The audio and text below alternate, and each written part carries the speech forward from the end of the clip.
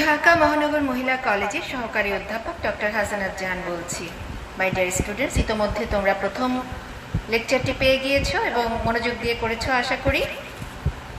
এখন আমি আজকের দ্বিতীয় লেকচারটি দিতে যাচ্ছি এবং চ্যাপ্টার 11 আজকে কমপ্লিট করে ফেলবো।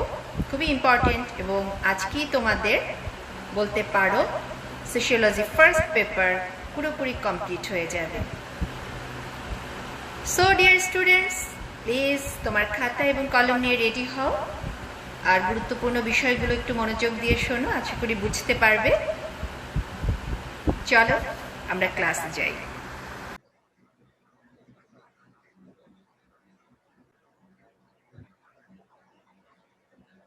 তোমাদের second lecture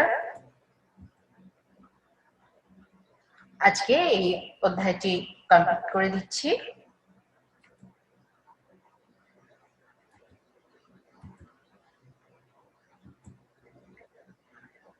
Effects of the elements in social change মানে হচ্ছে যে সকল উপাদানগুলো সামাজিক পরিবর্তনে ইফেক্ট ফেলে, মানে প্রভাব ফেলে।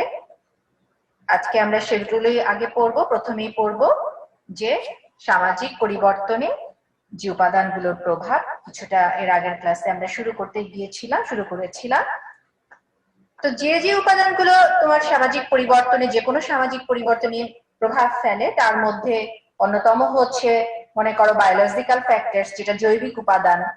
হ্যাঁ, জৈবিক উপাদান যেমন অর্থনৈতিক অবস্থা বা বিভিন্ন সামাজিক মূল্যবোধ, আচার আচরণ, প্রথা প্রকরণ ইত্যাদির উপরে প্রভাব বিস্তার করে। হ্যাঁ, সামাজিক পরিবর্তনে এটি অত্যন্ত গুরুত্বপূর্ণ একটি উপাদান। জৈবিক উপাদান বলতে কি বোঝায় বলতো? জৈবিক উপাদান বলতে জন্ম মৃত্যু হারের যে হ্রাস বৃদ্ধি ও তার সামাজিক ফলাফল ইত্যাদিকে বোঝায়। তো জন্ম মৃত্যু হারের উপর কি সমাজে অনেক কিছু প্রভাব ফেলে না?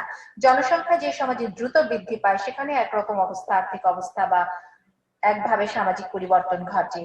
যেখানে জনসংখ্যা কম, যেমন ঠান্ডা দেশগুলোতে, কোল্ড কান্ট্রি গুলোতে যেখানে স্নোফল বেশি, মেরু অঞ্চলের দেশগুলোতে জনসংখ্যা সারাদিনে তুমি 20 জন মানুষকেও দেখতে পাবে না।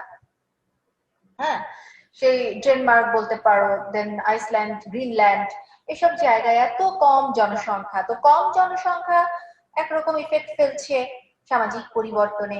আবার বাংলাদেশের মতো অধিক জনসংখ্যা, চীনের মতো অধিক জনসংখ্যার দেশগুলোতেও জনসংখ্যা একটা বিশাল প্রভাব ফেলছে।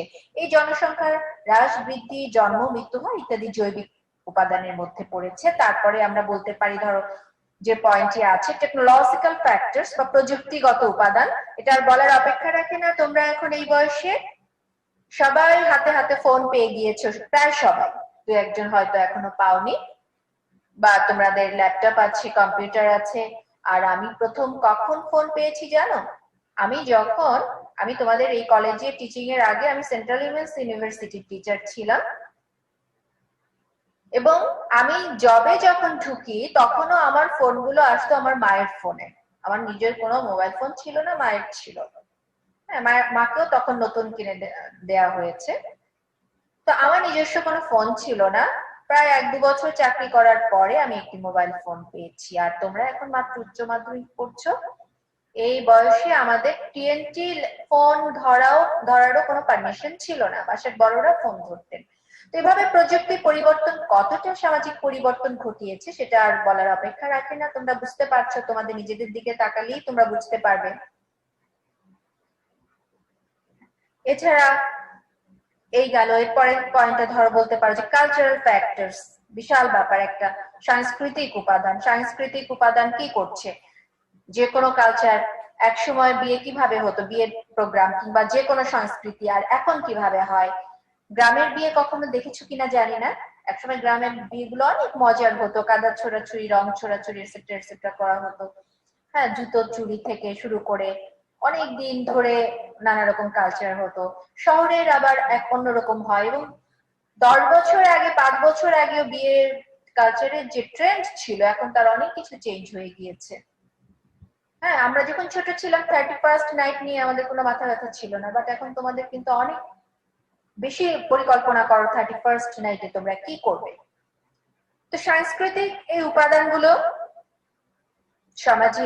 সামাজিক পরিবর্তনে এই যে ধরো মানুষের চিন্তা চেতনা নীতি আদর্শ তাদের মূল্যবোধ এসব কিছুর উপরই প্রভাব ফেলছে, আর প্রভাব ফেলছে বলি সমাজের পরিবর্তন ঘটছে, সমাজে নানা রকমের পরিবর্তন ঘটছে, সামাজিক পরিবর্তন ঘটছে। এবং সামাজিক পরিবর্তনের মাধ্যমে কিন্তু দেখো প্রযুক্তিরও পরিবর্তন ঘটছে। প্রযুক্তি, কারণ সাংস্কৃতিক উপাদানটা কি? বস্তুগত অবস্তুগত, তোমরা জানো বস্তুগত যে উপাদান সেটি তো আসলে সভ্যতা, প্রযুক্তিগত যে উপাদান, এই সব কিছুর একটা ইফেক্ট পড়ছে। তার ফলাফলে কি হচ্ছে? তার ফলাফলে সামাজিক পরিবর্তন ঘটছে। দেন ধরো সাইকোলজিক্যাল ফ্যাক্টরস, তার ইফেক্ট কি হচ্ছে? মনস্তাত্ত্বিক উপাদান।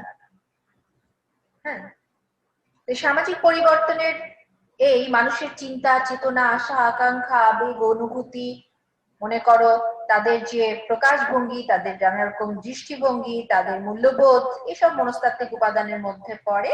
এবং মনস্তাত্ত্বিক উপাদান আবার কিছু মৌলিক বিষয়ের উপরও প্রভাব বিস্তার করে এবং সামাজিক পরিবর্তনকে খুবই ত্বরান্বিত করে। মনে করো যে ব্যক্তি স্বাতন্ত্র্যবাদের যে ধারণা, মানুষের দৃষ্টিভঙ্গির পরিবর্তন, বা মানুষের ইমিটেশন মানে অনুকরণ, মানুষের রুচিবোধ, বা তোমাদের মধ্যে কেউ কেউ আছো খুব নেতৃত্ব দিতে পছন্দ করো, কেউ কেউ মনে করো আমি ব্যাক বেঞ্চার বা ব্যাক বেঞ্চে থাকতেই পছন্দ করছি। হ্যাঁ, এই মনস্তাত্ত্বিক উপাদানগুলো অনেক প্রভাব ফেলে। তোমাদের অনেকের মধ্যে আমি প্রথম ক্লাসেও বলেছিলাম সুইসাইড টেন্ডেন্সি আছে। হ্যাঁ, কিছু ভালো লাগে না, কিছু ভালো লাগে না, মরে যাব মরে যাব। এটা কিন্তু অনেক বড় প্রভাব ফেলছে এবং একজনের সুইসাইড আরো অনেকজনকে সেটা প্রভাবিত করছে। নেগেটিভ চিন্তা যেমন সমাজে প্রভাব বিস্তার করে এবং নেগেটিভিটি বাড়িয়ে দেয়, পজিটিভ চিন্তা কিন্তু পজিটিভিটি বাড়িয়ে দেয়। হ্যাঁ, তো কখনো নেগেটিভ চিন্তা করবে না। এই তোমার মনস্তাত্ত্বিক, তুমি ভাবছো আমার ইচ্ছা আমি ভাববো আমি করবো, নো, তুমি তো এই সমাজেরই একটি অংশ। তোমাকে যা করতে হবে সমাজকে নিয়েই করতে হবে। সমাজে পরিবর্তনে, সামাজিক পরিবর্তনে তুমিও একটি উপাদান, তুমিও প্রভাব রাখছো। সো আমার যা ইচ্ছে আমি তাই করব, এটা আসলে সামাজিক মানুষের কথা নয় এবং সেটা সম্ভবও নয়। হ্যাঁ, আর একদিনে কখনো সমাজ পরিবর্তন হয় না। সামাজিক পরিবর্তন অত্যন্ত স্লো একটি প্রসেস, ধীর প্রসেস। খুব ধীরে ধীরে হয়। এক সময় বাল্য বিবাহ ছিল, এখন সেটা অনেকটা আমরা কাটিয়ে উঠছি। এক সময় বিধবাদের বিবাহ হতো না, বিয়ে হতো না, যত যে বয়সী বিয়ে হোক সেটাও আমরা কাটিয়ে উঠেছি। অনেক আগে এক সময় সতীদাহ প্রথা ছিল, তোমরা জানো, হাজবেন্ড মারা গেলে ওয়াইফও সে হাজবেন্ডের সাথে চিতায় পুড়তো, সে সতীদাহ প্রথারও বিলোপ ঘটেছে। হ্যাঁ, তো নেগেটিভ সবকিছুরই কিন্তু এভাবে বিলোপ ঘটছে। এছাড়া আরেকটি গুরুত্বপূর্ণ পয়েন্টের কথা আমরা বলতে পারি, সেটি হচ্ছে এই যে ইকোনমিক ফ্যাক্টর বা অর্থনৈতিক উপাদানের প্রভাব। এটা আর বলার অপেক্ষা রাখে না। কিছুক্ষণ আগে আমি বলেছি যে যেই দেশের বা যে রাষ্ট্রের অর্থনৈতিক অবস্থা দৃঢ়, সেই দেশের উন্নতি তত দ্রুত হয়, আর যে দেশের নেই, যে দেশের অর্থনৈতিক অবস্থা দুর্বল, তারা পিছিয়ে থাকে অন্যদের থেকে। তো আশা করি এটি বুঝতে পেরেছো, elements of the effects of the elements in social change. Then এখন আমরা এটা একটু মনোযোগ দিয়ে পড়ো। খুব লিমিনাল মানে খুবই মার্জিনাল কিছু ডিফারেন্স, প্রায় সমধর্মী, অনেক জায়গায় প্রতিশব্দ হিসেবে ইউজ হয়। এখন যে টপিকটা আলোচনা করব, the relationship among social change, evolution, progress and development. Social change কি এতক্ষণ বলেছি, সেটা নতুন করে বলবো না। সামাজিক পরিবর্তন কি এটা আশা করি বুঝতে পেরেছো। যে মূলত কার্ল মার্কস কি বলেছিলেন, যে যখন মৌল কাঠামোর পরিবর্তন ঘটে, বেসিক স্ট্রাকচারের পরিবর্তন ঘটে, তখন সুপার স্ট্রাকচারেরও পরিবর্তন ঘটে এবং এভাবে সামাজিক পরিবর্তন হয়। প্যারেটোর তত্ত্ব নিশ্চয়ই মনে আছে, এলিট চক্রাকারে তত্ত্ব, নন গভর্নমেন্ট এলিট একসময় গভর্নমেন্ট এলিটে পরিণত হয় এবং এভাবে ক্রমান্বয়ে একটি আরেকটি গ্রুপে পরিণত হতে হতে চক্রাকারে আবর্তিত হতে থাকে। তো এখন এই সোশ্যাল চেঞ্জের পর যেটা এভলিউশন বা বিবর্তন,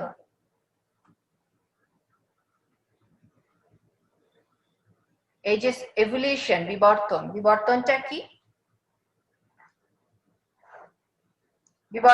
বিবর্তনবাদের কথা তোমাদেরকে এর আগে বলেছিলাম চার্লস ডারউইন বিবর্তন শব্দটি প্রবর্তন করেন সর্বপ্রথম চার্লস ডারউইন।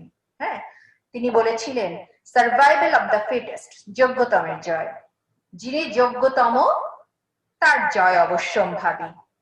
যে যোগ্য সমাজে টিকে থাকার জন্য সে টিকে থাকবে, আর যে অযোগ্য টিকে থাকবে না। এটি হচ্ছে এই যে সার্ভাইভাল অফ দ্য ফিটেস্ট থিওরির মূল কথা চার্লস ডারউইন বলেছিলেন।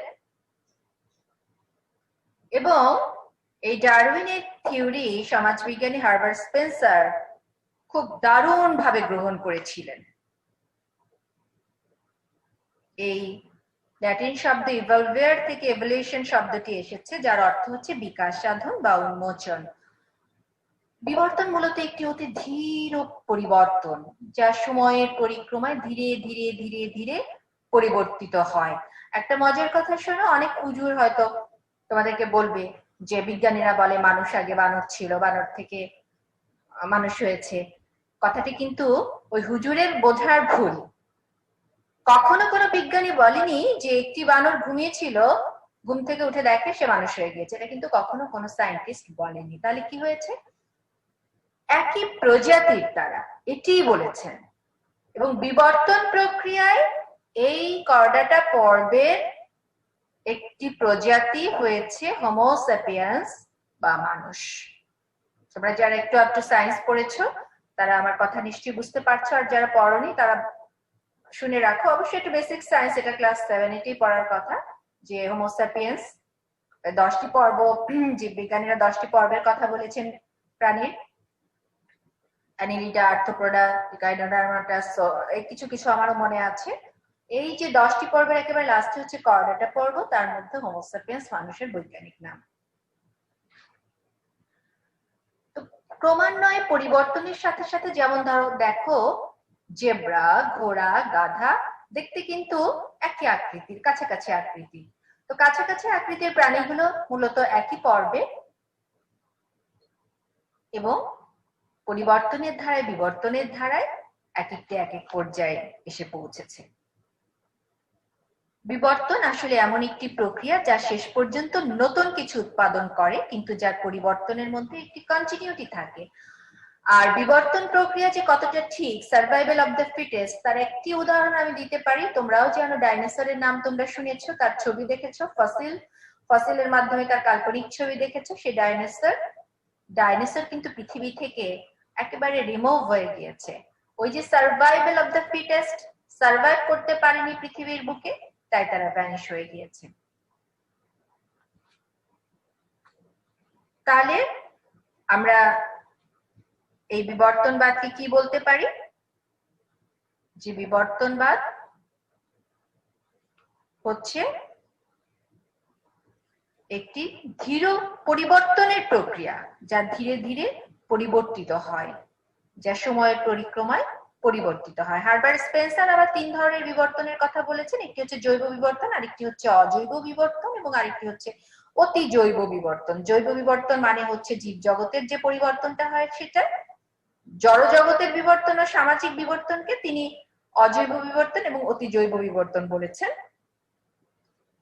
স্পেন্সার তার প্রিন্সিপালস অফ সোশিয়োলজি গ্রন্থে বলেছেন যে মানুষ সহজ অবস্থা হতে, সরল অবস্থা থেকে, সিম্পল টু কমপ্লেক্স, সরল অবস্থা থেকে জটিল অবস্থার দিকে ধাবিত হচ্ছে বা বিবর্তিত হচ্ছে। বিবর্তন ধীরগতি সম্পন্ন হবে, তবে তা অবশ্যই ক্রমান্বয়ে এগিয়ে চলবে। হ্যাঁ, যে বিবর্তনের ধারায় সমাজ একটি ভারসাম্যপূর্ণ অবস্থানের দিকে এগিয়ে যাচ্ছে।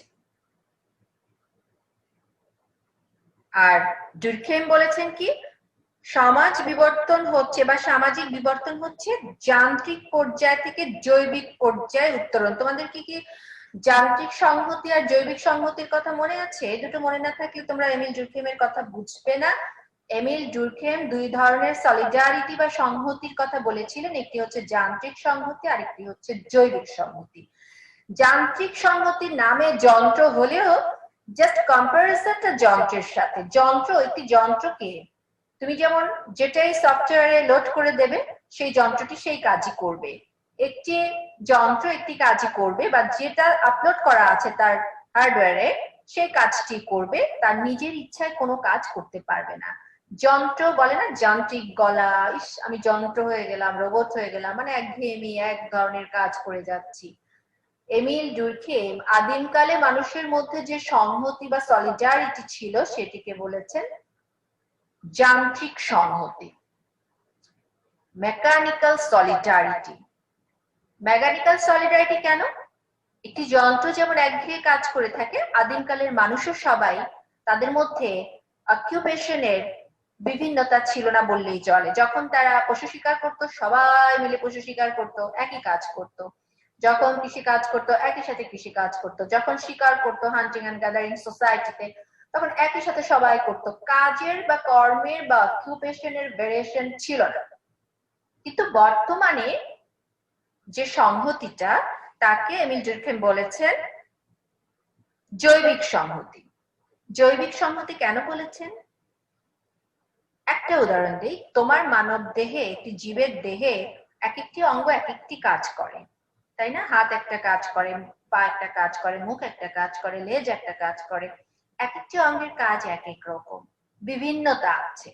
ঠিক তেমনি বর্তমান সমাজেও মানুষের পেশার মধ্যে, কাজের মধ্যে বিভিন্নতা আছে। কেউ ডাক্তার, কেউ ইঞ্জিনিয়ার, কেউ টিচার, কেউ ভ্যাগাবন্ড, কেউ মুচি, কেউ মানে কৃষক, কেউ ছাত্রী, কেউ দোকানদার, কেউ রিক্সা চালক, এটসেট্রা এটসেট্রা এটসেট্রা। এই যে কাজের বিভিন্নতা আছে, জীবদেহের জৈবিক যে অর্গানগুলো যেমন বিভিন্ন ভাবে কাজ করে, এটার সাথে কম্পেয়ার করে ডুরখেম এর নাম দিয়েছেন জৈবিক সংহতি বা অর্গানিক সলিডারিটি। হ্যাঁ, এই জৈবিক সংহতি, এই তিনি যেটা বলেছেন যে মানব সমাজের যে প্রথম পর্যায়ের যে সংহতি, সেটি যত মজবুতি থাকুক সেটিকে তিনি বলেছেন মেকানিক্যাল সলিডারিটি, আর এই বর্তমান সলিডারিটিকে তিনি বলেছেন কি জৈবিক সংহতি। তো এই বিবর্তনের ধারায় মানুষ আস্তে আস্তে জৈবিক সংহতির দিকে আরো এগিয়ে যাচ্ছে, এবং এ পর্যায়ে মানুষের সংহতিটা একটু উইক হয়ে যাচ্ছে, যেহেতু এক একজন এক এক কাজে নিমগ্ন। ডারউইন, চার্লস ডারউইন মূলত যে জীবজগতের যে বিকাশ সেটিকেই বিবর্তন বলেছেন, এবং তিনি বলেছেন যে জড়জগতে প্রথম এক কোষ বিশিষ্ট প্রাণীর সৃষ্টি হয় এবং বিবর্তন প্রক্রিয়ায় ধীরে ধীরে দ্বিকোষ এবং বহুকোষ বিশিষ্ট প্রাণীর উদ্ভব ঘটে। বিবর্তন হচ্ছে বিভিন্ন বিষয়ের ধারাবাহিক পরিবর্তন, যা সিম্পল টু কমপ্লেক্স, সরল থেকে জটিল অবস্থার দিকে যাচ্ছে। আর সামাজিক বিবর্তন হচ্ছে এমন একটি প্রক্রিয়া যার মাধ্যমে মানুষের আচার আচরণ, সামাজিক বিশ্বাস, মূল্যবোধ, রীতিনীতি, সামাজিক সাংস্কৃতিক রাজনৈতিক আচার অনুষ্ঠান ইত্যাদি সিম্পল টু কমপ্লেক্স, সরল অবস্থা থেকে ধীর পরিবর্তনের ভিতর দিয়ে জটিল অবস্থার দিকে রূপান্তরিত হচ্ছে। আশা করি বিবর্তন বুঝতে পেরেছো। এখন আসো প্রোগ্রেস।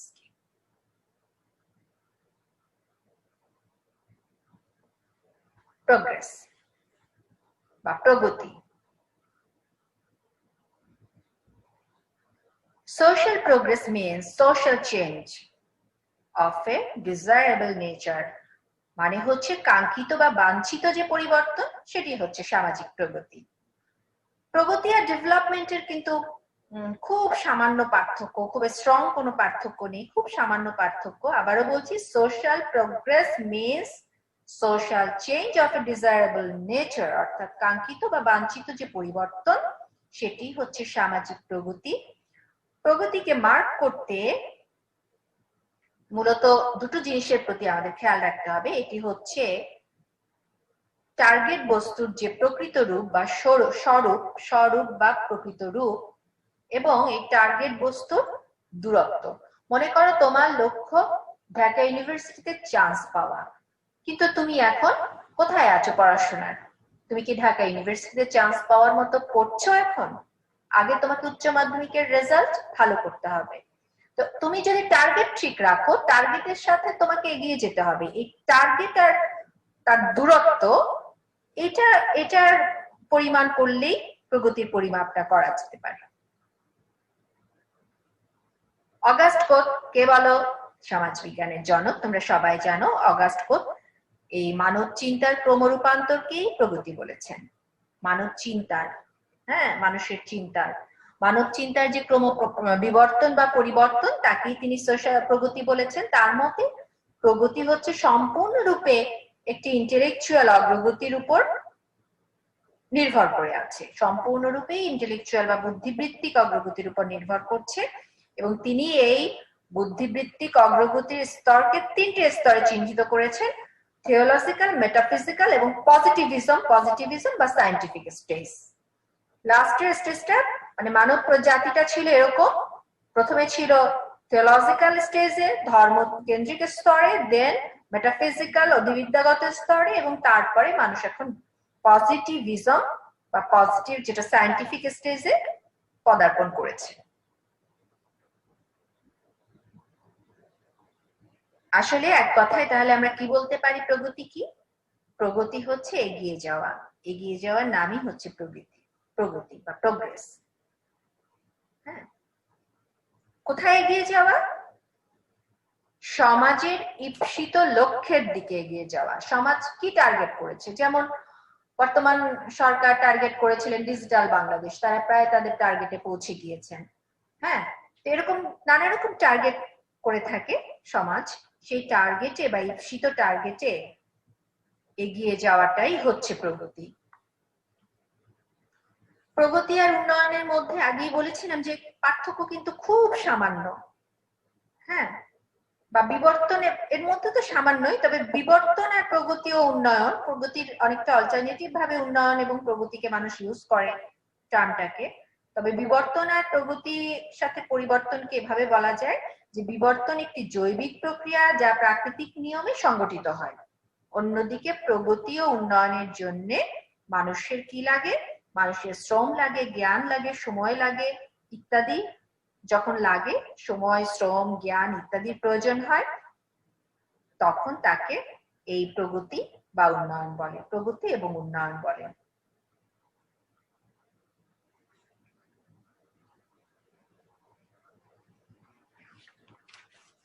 আশা করি প্রোগ্রেস বুঝতে পেরেছ। দেন লাস্ট অফ অল ডেভেলপমেন্ট, উন্নয়ন।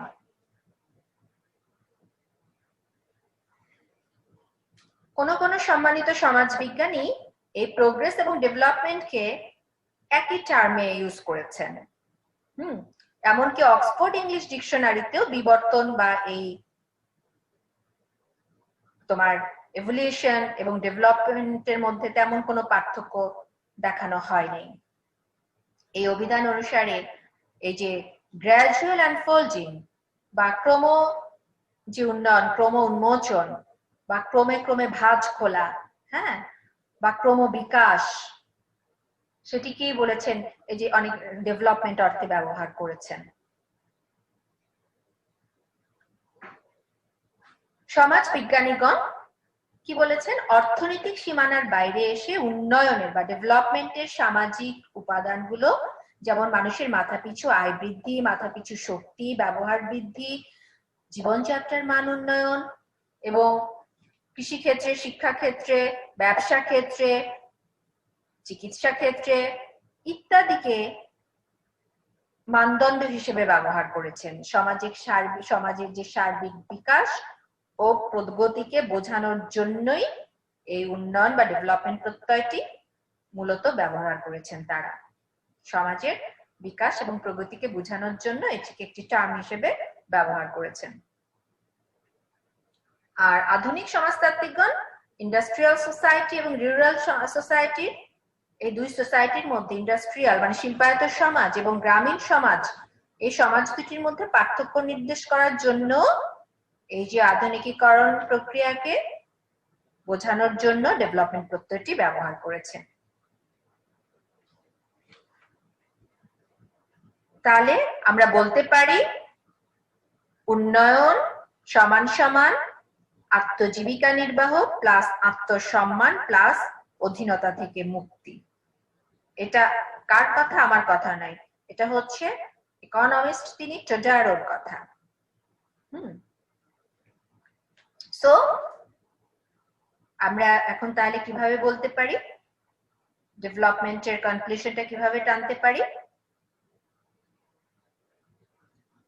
আমরা এভাবে টানতে পারি, social development as a commitment to pull people at the center of development and international cooperation with the goal of satisfying social needs as integral part of efforts for greater national and international stability.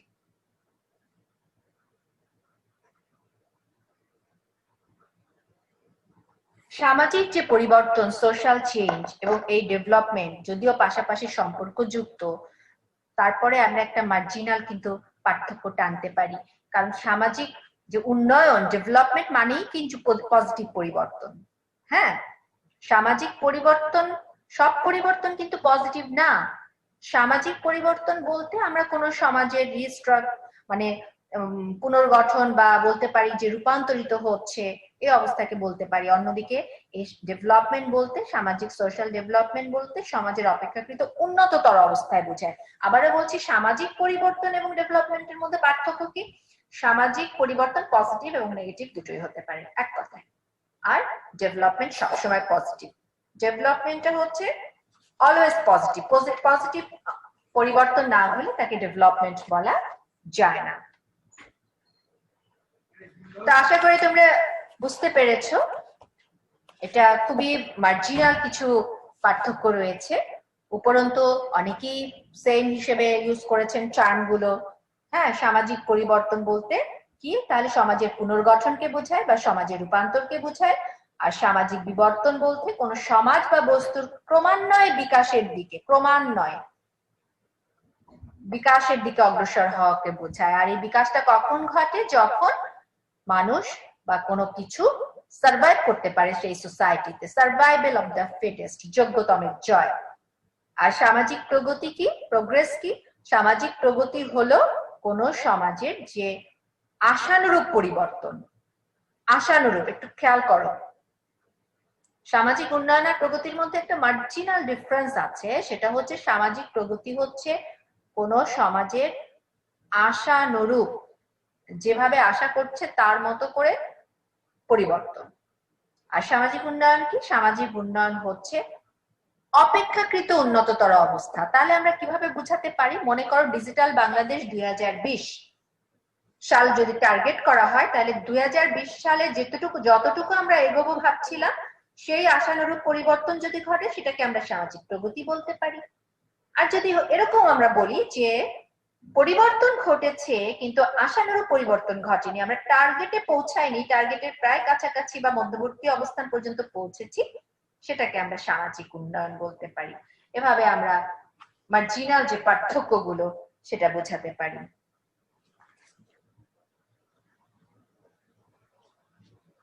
তো প্রিয় শিক্ষার্থীবৃন্দ, অনেক বড় lecture হয়ে গেল, আশা করি বুঝতে পেরেছো। তোমাদের 11টা চ্যাপ্টার শেষ হয়ে গেল, আর সোশিওলজি ফার্স্ট চ্যাপ্টার শেষ হয়ে গেল। কিন্তু একটি দুঃখের কথা, তোমরা সবাই ঠিক মতো ক্লাস করছো কিনা আমি বুঝতে পারছি না। তোমরা যে কয়জন রোল লেখো, একটু দেখো তো কতজন লেখো। বাকিরা কি করছে? বাকিরা কি ক্লাস পাচ্ছে না, না পেও করছে না? তোমাদেরই দায়িত্ব দিলাম, যারা রেগুলার ক্লাস করো তাদেরকে খুঁজে বের করো যে তারা কেন ক্লাস করছে না। প্রয়োজনে তাদেরকে আমার কথা বলো যে আমি জানতে চাচ্ছি কেন ক্লাস করছে না। এবং A1, A2, A3, A4 প্রত্যেক ক্লাসের একজন করে নিজ দায়িত্বে, একজন, দুজন, তিনজন যারাই রেগুলার ক্লাস করো, নিজ দায়িত্বে আমাকে একটু জানাও যে গ্রুপে আছে কিন্তু ক্লাস করছে না, নম্বরগুলো দাও। আমি আগেই বলেছি যারা রেগুলার ক্লাস করবে না, তোমাদের সিটি যত ভালোই হোক, যথাযথ নম্বর দেব না। ওকে, আমি ডিক্লেয়ার দিলাম, তোমরা যদি রেগুলার ক্লাস না করো, ক্লাসগুলো না দেখো, আচ্ছা রেগুলার না দেখো, তুমি আজকে পারোনি, কালকে দেখো, এই সপ্তাহে পারোনি, পরের সপ্তাহে দেখো, তোমরা যেন কোনো না কোনো সময় দেখে নিতে পারো। সেই জন্য তো আমরা সরাসরি ক্লাস নিচ্ছি না, লাইভ ক্লাস নিচ্ছি না। লাইভ অনেকের মিস হয়ে যেতে পারে। লাইভ জুমেও তো আমি তো জুমেই ক্লাস নিচ্ছি। লাইভ জুমে নিলে তোমাদের সাথে দেখা সাক্ষাৎ হতো, কিন্তু তাতে হয়তো সবাই পার্টিসিপেট করার সুযোগ পেতে না, নানা কারণে। কখনো না কখনো যেন দেখতে পারো, এক সপ্তাহ বসেও কি একটি ক্লাস দেখা যায় না? সেজন্য তো এই ব্যবস্থা নিয়েছেন কলেজ কর্তৃপক্ষ। তাহলে তো আমি আশা করব সবাই ক্লাস করবে, আর যারা করছে না প্রত্যেক সেকশন থেকে যারা রেগুলার ক্লাস করো আমাকে লিস্ট দেবে কে কে করছে না। ইন কোর্সে আমি তাদের নম্বর দেব না, ক্লাস করার জন্যই অর্ধেক নাম্বার ধরে নিতে পারো, 25-এর অর্ধেক আমি দেবো যারা রেগুলার ক্লাস করে, অটোমেটিকলি তারা হাফ নম্বর পাবে। হ্যাঁ, 25-এর মধ্যে মনে করো 10 যারা রেগুলার ক্লাস করে তাদের দেবই, আর বাকিটা তোমরা লিখে অর্জন করবে। মানে এখানে তুমি যত ভালো পরীক্ষাও দাও, তুমি যদি ক্লাস না করো 10 মাইনাস, আগেই মাইনাস। আশা করি বুঝতে পেরেছো আমার কথা। তো ডিয়ার স্টুডেন্টস, সবাই ভালো থাকো, সুস্থ থাকো, শুভকামনা নিরন্তর, ভালোবাসা অবিরাম।